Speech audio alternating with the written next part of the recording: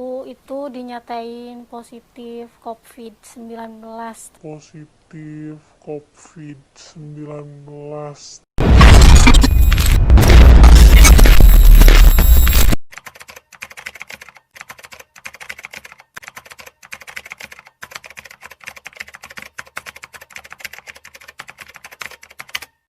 Halo, assalamualaikum semuanya. Selamat datang di Ivanuri Motovlog.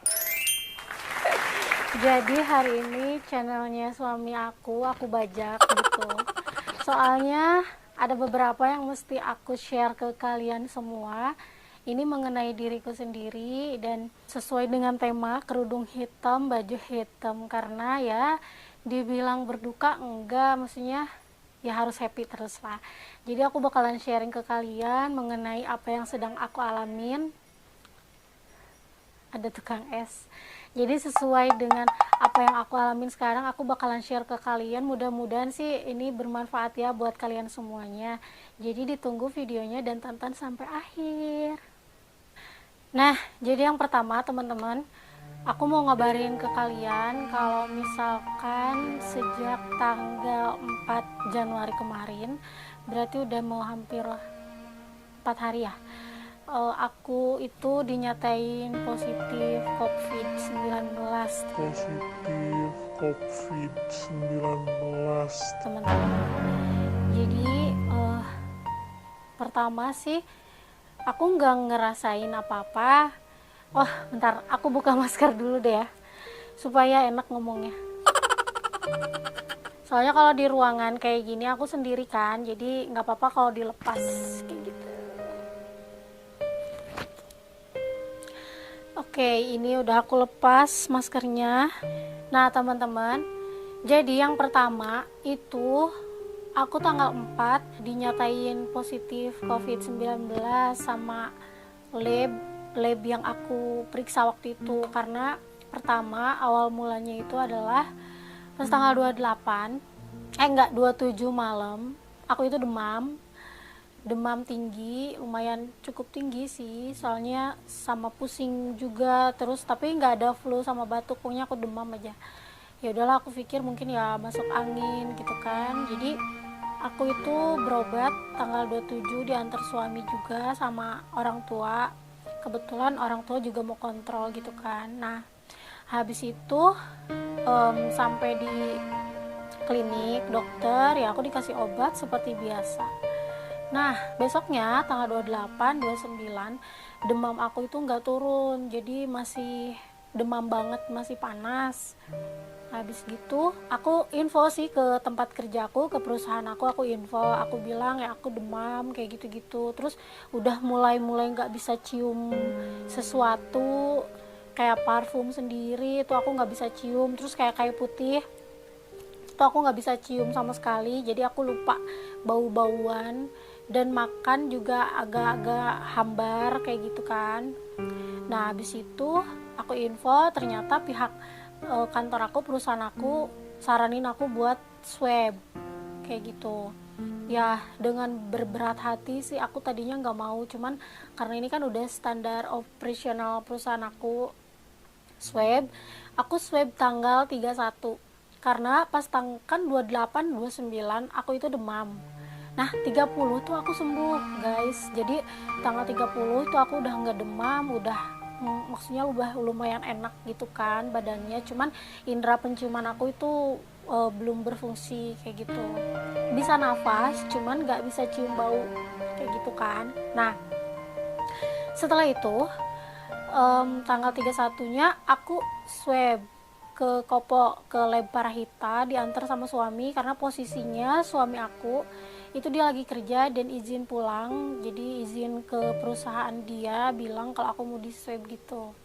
Nah dari tanggal 31 itu kondisi aku udah agak mulai membaik, badan aku maksudnya udah enak lah gitu, cuman hidung aja yang sama mulut itu.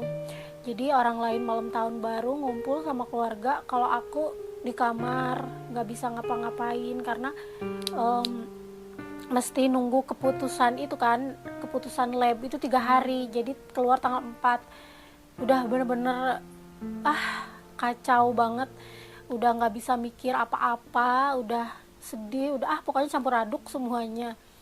Nah, tibalah tanggal 4 waktu itu.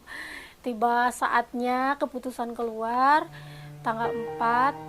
Ternyata aku dikabarin sama pihak lab.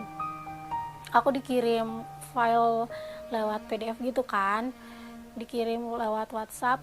Ternyata kalau aku itu positif, teman-teman. Jadi harusnya sih hasilnya itu diambil ke sana ya, karena kata pihak lab boleh soft copy-nya dikirim lewat WhatsApp, lalu hard copy-nya itu aku ngambil. Cuman karena aku udah tahu positif, ya udah buat apa gitu kan ngambil, kasihan juga ke orang-orang kalau misalkan aku udah tahu hasil terus akunya masih keluyuran kayak gitu. Nah, dari situ aku panik banget di kamar. Aku nggak bisa ngapa-ngapain, nangis terus, nggak berani ngomong ke siapa-siapa. Pokoknya pas aku membaca hasil positif tuh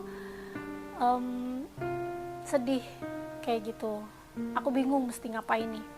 Tapi aku juga mikir, masa iya sih aku harus dipendam gitu kan sendiri. Akhirnya aku bilang, orang yang pertama aku kasih tahu itu adalah kakakku, kakak kandung aku. Orang yang kedua aku kasih tahu adalah suami aku. Jadi aku baru ngasih tahu 2 orang ini, yang lain belum. Nah, habis itu aku dikasih saran kan sama kakakku, udah kamu ditelepon, kamu ke rumah sakit katanya gitu kan, ke posko COVID-19 dan kamu minta bantuan di sana katanya.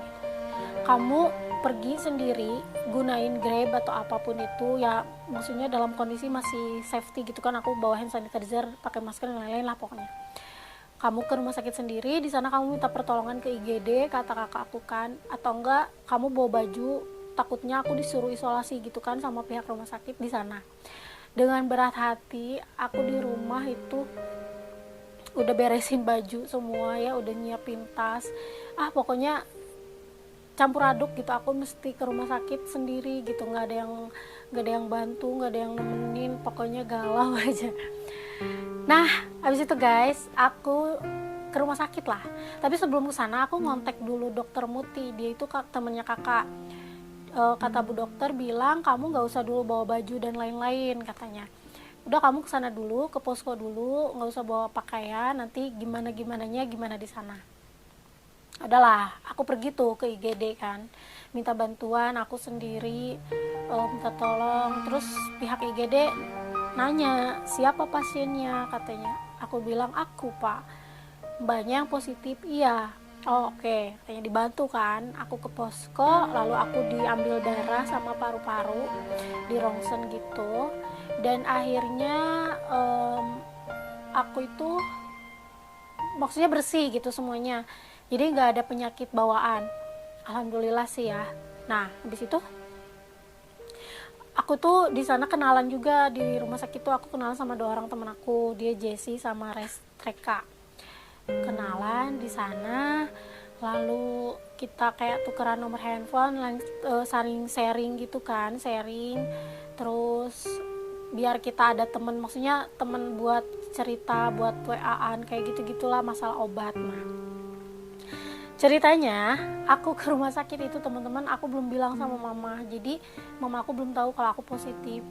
Dan rencananya, jadi aku nyampe rumah sakit, kakak aku nelpon ke mama kalau aku lagi di rumah sakit gitu kan.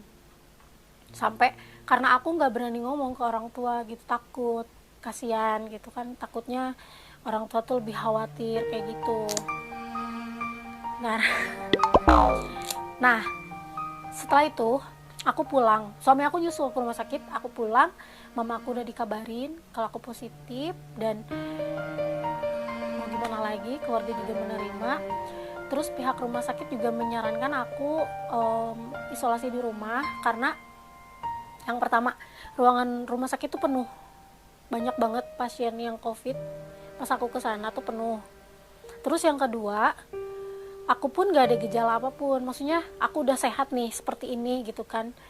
Jadi aku lebih baik isolasi di rumah, karena aku pikir rumah sakit itu untuk kayak orang-orang yang udah rentan, orang tua gitu, takutnya kan mereka lebih membutuhkan lebih membutuhkan pengobatan ini gitu kan, ketimbang aku yang masih muda, maksudnya masih segar, masih sehat kayak gini dan bisa ngelakuin sendiri di kamar di rumah, kenapa enggak gitu kan. Aku kasih kesempatan buat mereka aja deh gitu kan. Dan pihak rumah sakitnya itu ya udah mbak di rumah saja katanya gitu kan isolasinya, asal bener-bener harus protek diri sendiri, terus protek ke keluarga, harus bener-bener isoman di kamar kayak gitu. Akhirnya dari tanggal 4 itu aku isolasi mandiri di kamar seperti ini, aku menyendiri, nggak ada suami. Aku dari udah berapa hari gitu kan gak tidur sama suami, itu galau banget. Oh no, udah pengen cepet-cepet meluk. Udah pengen cepet-cepet meluk pokoknya ya. Jadi kayak gitu teman-teman, aku itu harus isolasi selama 14 hari. Jadi nanti tanggal 14 tuh aku nanti di swab lagi ke Kopo kayaknya. Jadi harus benar-benar jaga imun sih, harus benar-benar jaga kesehatan, dan kalian juga jangan lupa maskernya selalu dipakai, terus kayak hand sanitizer dan lain-lain yang gitu-gitu itu penting banget ternyata teman-teman. Jadi jangan mengabaikan pandemi ini. Dan satu lagi, kalaupun misalkan aku terkena COVID-19 terus tetangga aku pada takut atau parno, itu jangan takut sih sebetulnya, karena aku pun diem di kamar nggak kemana-mana gitu. Dan virusnya ini lewat udara, bukan lewat tembok kayak Iron Man, enggak.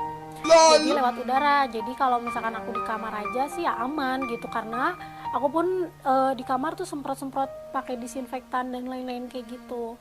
Nah sekarang aku mau share ke kalian apa aja healthy kit ya, healthy kit selama aku isoman di kamar, isolasi mandiri di kamar itu apa aja sih, kalian wajib tahu teman-teman. Jadi yang pertama itu adalah sarung tangan plastik, lalu gatel, lalu yang kedua itu adalah masker, lalu yang ke berapa, yang ketiga itu tisu kering. Tisu kering ini wajib ada, jadi ini tuh kayak buat ngelap-ngelap alat makan kayak gitu. Nah lalu ini tisu basah, tisu basah juga wajib, karena kayak misalkan ini kan antibakterial gitu, antiseptik, jadi bisa aja sih buat alat makan juga kita ngelapnya pakai ini kayak gitu teman-teman. Yang berikutnya ini apa spray ya, inilah hand sanitizer bentuk air, jadi ini wajib ada juga. Dan tara, ini sendoknya di mana? Sendoknya di sana, bekas makan buah. Ini kayak garpu sendok di sana, terus sumpit, jadi ini harus punya sendiri. Lalu next, tumpah guys, ini adalah cairan infus. Jadi ini cairan infus itu berfungsi untuk kayak aku bolongin sedikit di sudut sini, terus aku pakai cotton bud buat bersihin hidung supaya penciuman aku membaik kayak gitu.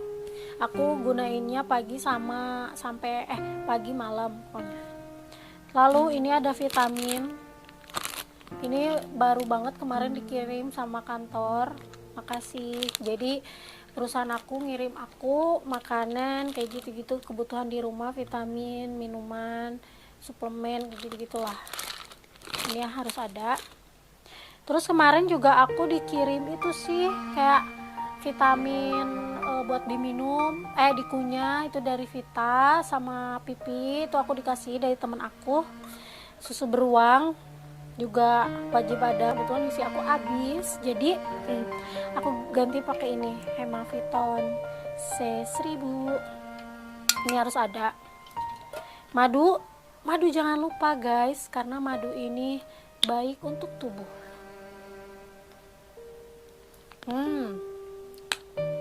Madu juga harus, ini dari mertuaku, terima kasih.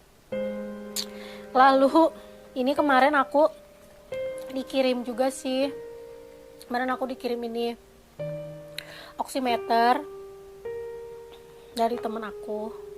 Jadi ini fungsinya adalah kayak gini kan cara pakainya. Jadi ini fungsinya adalah nih, yang atas ini adalah kadar oksigen, kelihatan gak sih? Ini kadar oksigen, dan ini adalah detak jantung. Kalau misalkan dua-duanya di bawah 100 itu masih dikatakan normal ya. Lalu selanjutnya ini adalah termometer.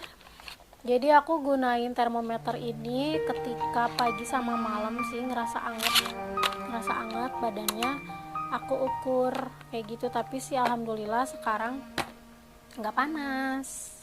Pokoknya intinya gini aja, jadi aku nggak akan berlama-lama, aku cuma share ini ke kalian supaya kalian lebih aware lagi terhadap pandemi ini, karena yang ngerasain pandemi itu seluruh dunia teman-teman, bukan hanya daerah-daerah kita aja ya. Dan katanya sih kemarin aku baca-baca berita tuh PSBB mulai berlaku lagi ya katanya. Ya mudah-mudahan sih semuanya dalam keadaan baik, maksudnya kita itu harus mikirnya, harus optimis lah, harus optimis. Apa yang keputusan pemerintah putuskan itu ya kita ikutin lah gitu kan. Jadi aku share-nya cuma segitu aja sih, karena mau ngabarin aja sih ke kalian semua kalau misalkan kondisi aku itu baik-baik aja gitu. Jadi nggak sakit sampai apa tuh parah tiduran kayak gitu, enggak sih. Dan tiap hari pun aku berjemur ya, jadwalnya itu aku berjemur dari jam 8:30 sampai 9:30 sejam.